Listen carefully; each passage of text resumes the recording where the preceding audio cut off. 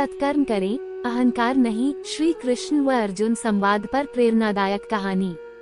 सत्कर्म करें, अहंकार नहीं। एक बार की बात है कि श्री कृष्ण और अर्जुन कहीं जा रहे थे।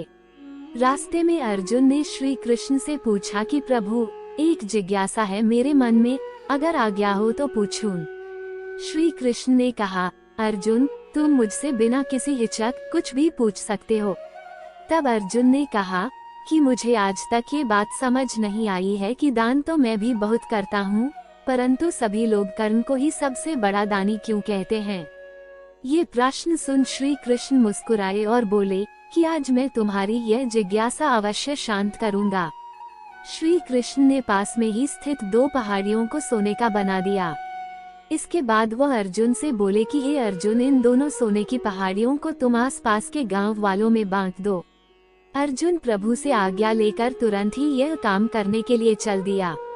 उसने सभी गांव वालों को बुलाया, उनसे कहा कि वह लोग पंक्ति बना ले, अब मैं आपको सोना बांटूंगा, और सोना बांटना शुरू कर दिया। गांव वालों ने अर्जुन की खूब जय जयकार करनी शुरू कर दी। अर्जुन सोना पहाड़ी में से तोड़ते गए और गांव वालों को देते गए। लगातार 2 दिन और 2 रातों तक अर्जुन सोना बांटते रहे।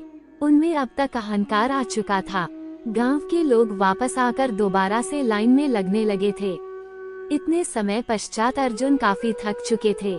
जिन सोने की पहाड़ियों से अर्जुन सोना तोड़ रहे थे, उन दोनों पहाड़ियों के आकार में जरा भी कमी नहीं आई थी।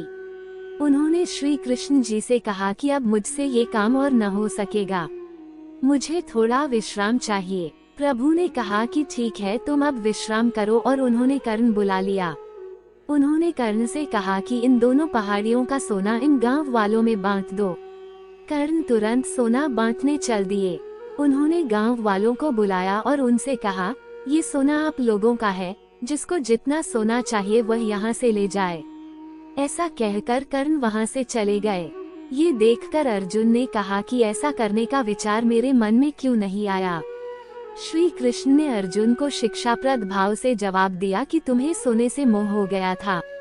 तुम खुद ये निर्णय कर रहे थे कि किस गांव वाले की कितनी जरूरत है, उतना ही सोना तुम पहाड़ी में से खोदकर उन्हें दे रहे थे।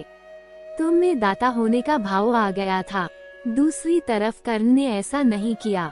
वह सारा सोना गांव वालों को देकर वहां से चले गए। वह नहीं चाहते थे कि उनके सामने कोई उनकी जय जयकार करे या प्रशंसा करे। उनके पीठ पीछे भी लोग क्या कहते हैं उससे उनको कोई फर्क नहीं पड़ता। यह उस आदमी की निशानी है जिसे आत्मज्ञान हासिल हो चुका है। इस तरह श्री कृष्ण ने खूबसूरत तरीके से अर्जुन के प्रश्न का उत्तर दिया। अर्जुन को भी अब अपने प्रश्न का उत्तर मिल चुका था। कथा सार: दान देने के बदले में धन्यवाद या बधाई की उम्मीद करना भी उपहार नहीं, सौदा कहलाता है।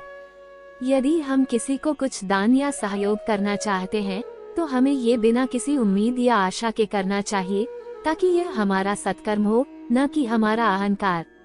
ये कहानी सुनने के लिए धन्यवाद, और अच्छी लगी हो तो हमारे चैनल को सब्सक्राइब कीजिए और वीडियो को लाइक और शेयर कीजिए।